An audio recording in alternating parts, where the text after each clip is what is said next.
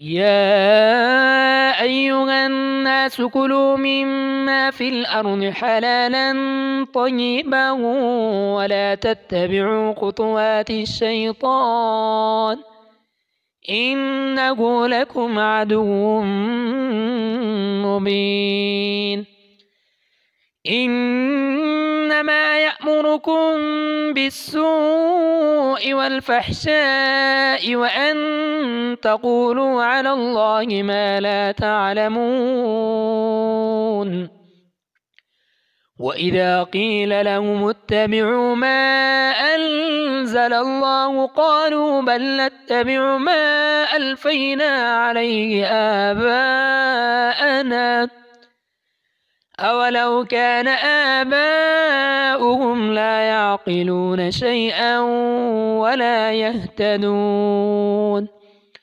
ومثل الذين كفروا كمثل الذي ينعق بما لا يسمع إلا دعاء ونداء صم بكم عمي فهم لا يعقلون.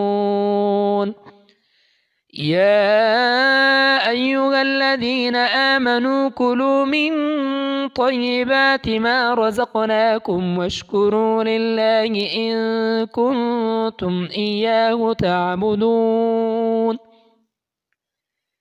إنما حرم عليكم الميتة والدم ولحم الخنزير وما أهل به لغير الله فمن اضطر غير باغ ولا عاد فلا إثم عليه إن الله غفور رحيم. إن الذين يكتمون ما أنزل الله من الكتاب ويشترون به ثمنا قليلا أولئك ما يأكلون في بطونهم إلا النار ولا يكلمهم الله يوم القيامة ولا يزكيهم ولهم عذاب أليم.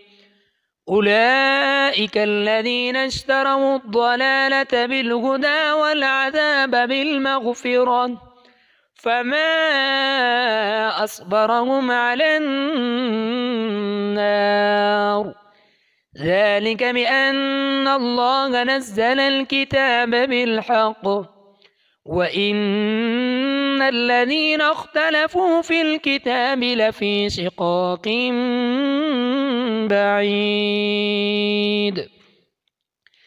ليس البر أن تولوا وجوهكم قبل المشرق والمغرب ولكن البر من آمن بالله واليوم الآخر والملائكة والكتاب والنبيين وآتى المال على حبه ذوي القربى واليتامى والمساكين وابن السبيل والسائلين وفي الرقاب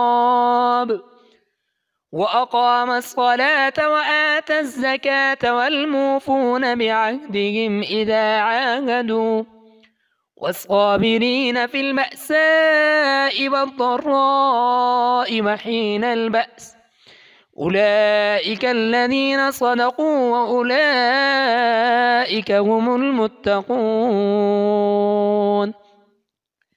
يا أيها الذين آمنوا كتب عليكم القصاص في القتلى الحر بالحر والعبد بالعبد والأنثى بالأنثى فمن عفي له من أخيه شيء فاتباع بالمعروف وأداء إليه بإحسان ذلك تخفيف من ربكم ورحمة فمن اعتدى بعد ذلك فله عذاب أليم.